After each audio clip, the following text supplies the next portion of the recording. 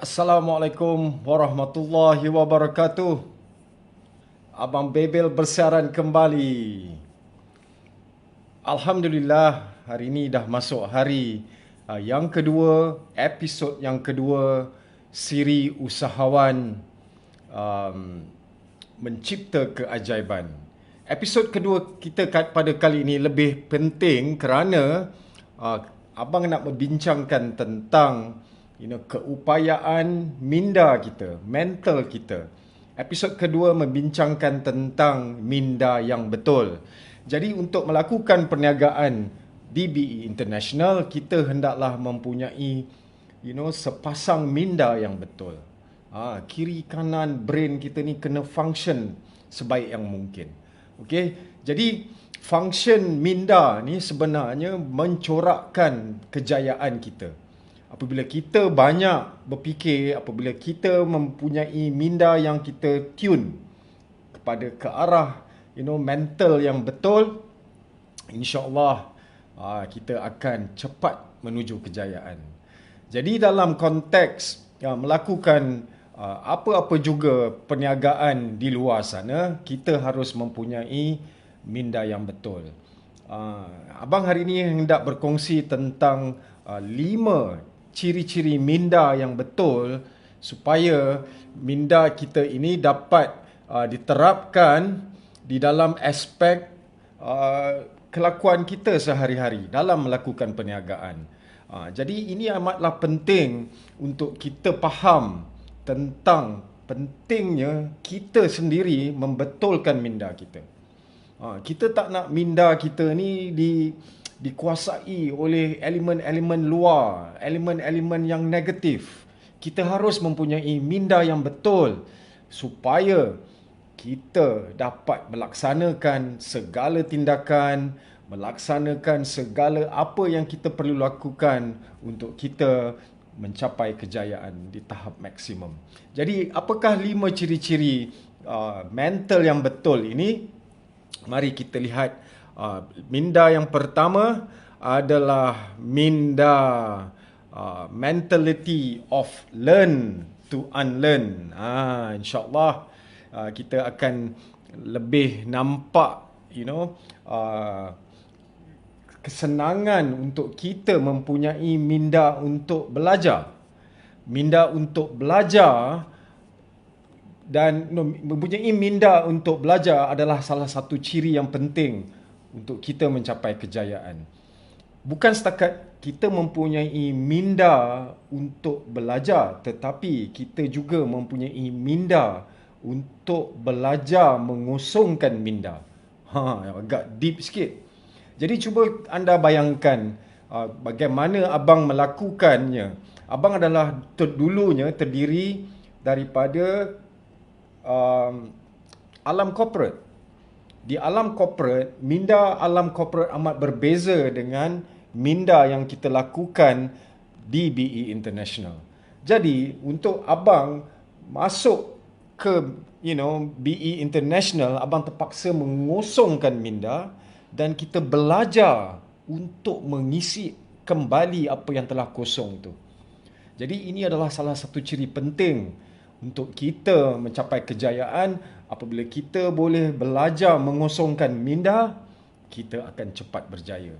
InsyaAllah, cuba anda kosongkan minda anda. Dan bagaimana untuk kita kosongkan minda ni, kita harus mempunyai ciri-ciri 3H, iaitu humble, honest dan hardworking.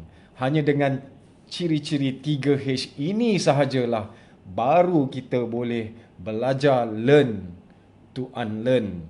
Inilah mental ataupun minda yang kita perlu ada, kerana ketiadaan ilmu untuk belajar mengosongkan minda, kita amat susah untuk berjaya. Ciri yang kedua adalah mentality of cultivation. Apakah mentality of cultivation ni? Cuba anda bayangkan, kita sebenarnya kita belajar tune mindset kita untuk menjadi orang berjaya. Kita bayangkan kita ni dah bagaimana kita menjadi orang berjaya. Tetapi kita belum berjaya lagi. Tetapi kita dah tune mindset kita. Okey, kalau orang berjaya, dia buat macam ni. Jadi ada satu kisah di mana Michael Jordan, pemain basketball untuk Chicago Bulls, dulu dia ni rendah je, dia tu kurus. Lebih kurus daripada abang.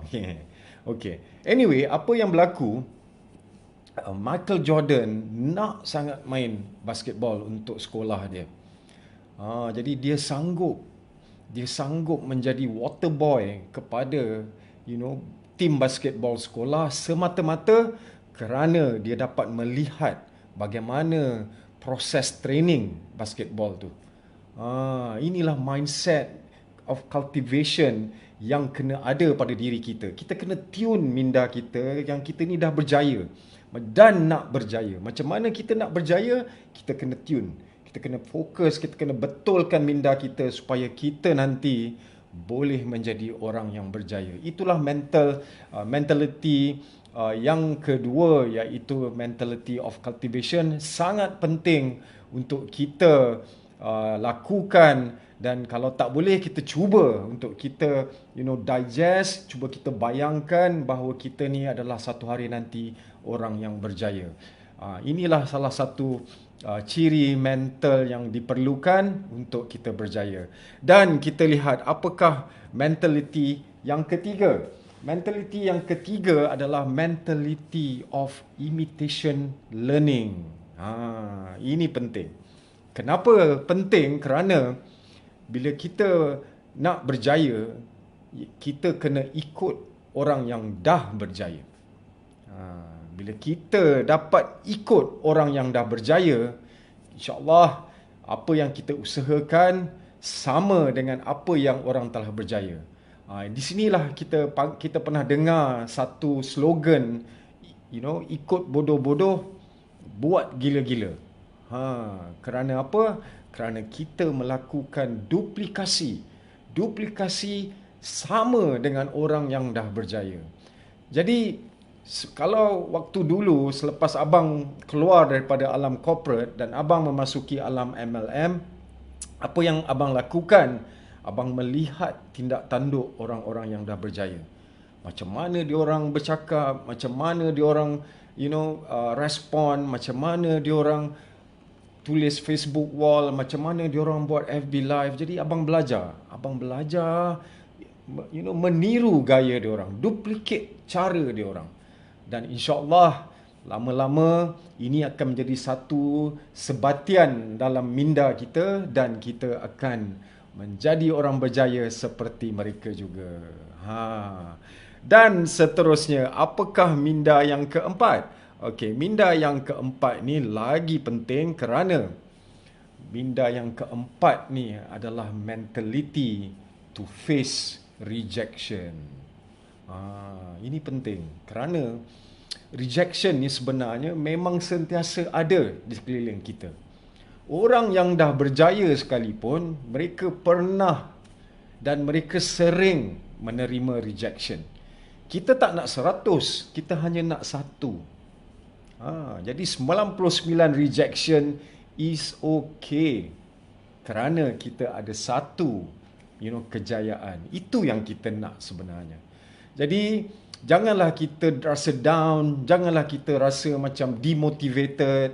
Kita jangan rasa begitu kerana orang-orang yang dah berjaya pun melalui benda yang sama macam kita lalui.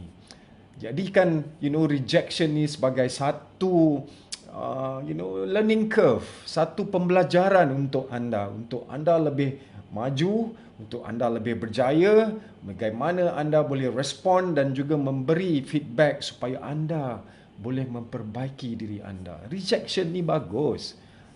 Kita tak nak macam-macam negatif sangat dalam hidup kita ni.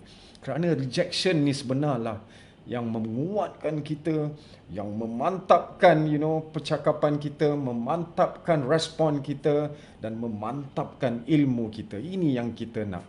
Dan seterusnya, ciri yang kelima adalah mentality to face embarrassment. Ini juga penting. Kerana kadang-kadang bila kita melakukan perniagaan, kita akan rasa macam, malulah. Aku ni jual seluar je pun. Kenapa kita nak malu? Kerana kita harus mempunyai niat yang betul. Niat yang betul akan membuang malu kita. Kalau cuba kita berniat macam ni, aku nak jual seluar ni dan aku sebenarnya nak tolong orang. Inilah yang kita nak. Apabila niat kita betul, kita memperbetulkan aspek perniagaan kita dan kita dah tak rasa malu lagi. Lagi malu kalau kita tak melakukan perniagaan, kita pula malu tak boleh nak bawa rezeki nak letak atas meja untuk anak bini kita, dan kita lagi malu kalau kita tak boleh memberikan kebahagiaan kepada ibu bapa kita. Nak bagi duit bulan-bulan pun tak boleh nak bagi, lagi kita malu. Kerana mereka dah besarkan kita. Jadi mentality to face embarrassment, menghadapi sikap malu ni, kita kena kena steady. Tak ada benda yang malunya.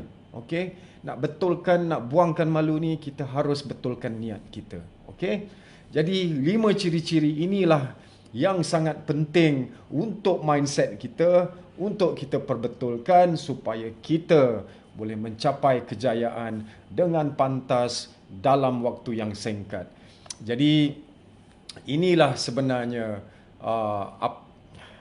ada sedikit masalah, tapi tak apa, kita lihat dulu. Okey. Connection please. Allah.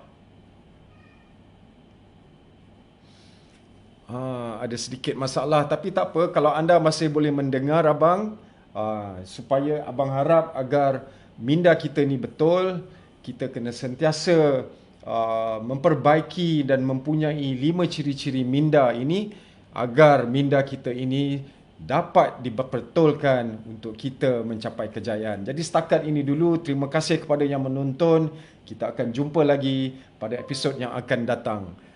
Dan akhir kata, abang ingin mengucapkan ribuan terima kasih dan supaya anda dapat menjalani kehidupan dengan baik pada hari ini, dapat makan lunch bersama keluarga, jaga kesihatan, jaga family. Kita jaga kita. Assalamualaikum warahmatullahi wabarakatuh. Zaz.